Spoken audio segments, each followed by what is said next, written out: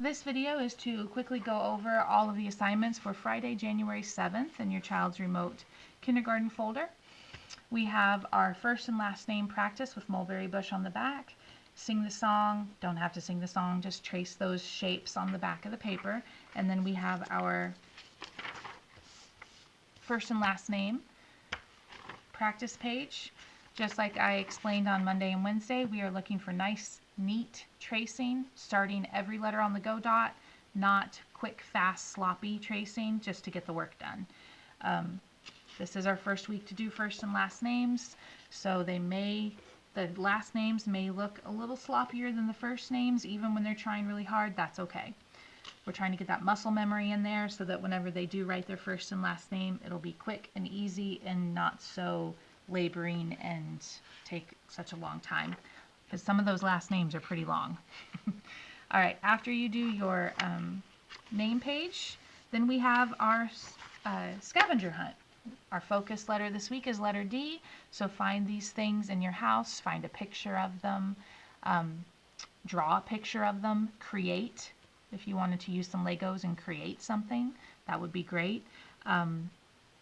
Any way that you can find all these things, it's just a fun activity to reinforce the letter D says D, D, and all the different things that start with a D, because sometimes kids think that whenever we focus on like what words that starts with a D, dog, they think that's the only word that starts with that sound. So these scavenger hunts are to help them understand that a bunch of different words can start with the same sound, and they would all be starting and look like the letter D. They would all start with the same letter.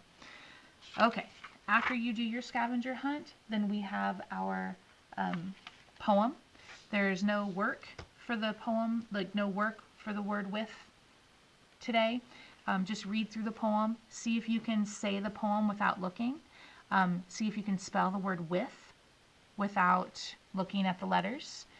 If you want to go above and beyond, then you can make some flashcards with all of the different words that we've used and that we've had. If you don't know what those words are, I can read them to you right now. We have am, a, I, is, she, the, to, little, like, my, me, we, for, he, and have. And then now with.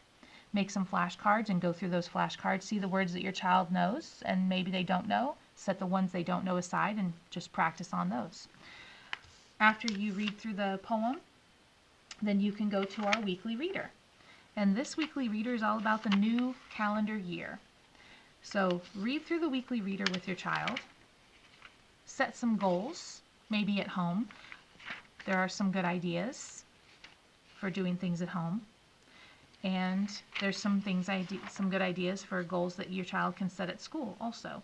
This, in case you did not see in the folder, we are having a shoe tying race whenever we come back to school together. So this would be a really good one. Start practicing tying those shoes, and we have prizes for people who can tie shoes. We have a grand prize for the person who can tie their shoe the fastest. On the back, we are looking at this chart. So we're reading the chart, and we have the days of the week, starting with Sunday, just like our calendar, and your child can sing the days of the week song and talk about what this child's goal is, and we'll see if she did those things. So look at the chart and see, did she make her bed on Sunday? Yes or no? Circle the correct answer. Did she put away her books on Monday? Yes or no? Did she pick up her toys on Tuesday? Yes or no? And just look at the chart. All of the answers are here. You just have to look up here to find the information that you're looking for and then circle yes or no if she did that. And then down here we have a bonus question. So that is the weekly reader assignment. And we will be talking about setting goals at school whenever we come back together. But I thought this was just a really good one for you to work on at home with your child. Our last assignment of the day is our math work. After you've done your counting by tens, by fives, by ones, and counting backwards, then we are again working with teen numbers. Have your child write their name on it, read the number. They will have to trace it. So trace it and read it. Color in or make circles for however many that number is. So we have one group of 10, so one full 10 frame, that's the 10, and then we have 6 more. So 10 and 6 more, One group of 10, 6 extra. Altogether, we should have 16. Do the same for the next one. Trace it. How many 10s? You can write it over here. How many 1s? Write it over here. And then draw your circles or just color it in. That's fine. Of how many that looks. What does that look like? And then have your child say the number. What number is that? It is a front and back page.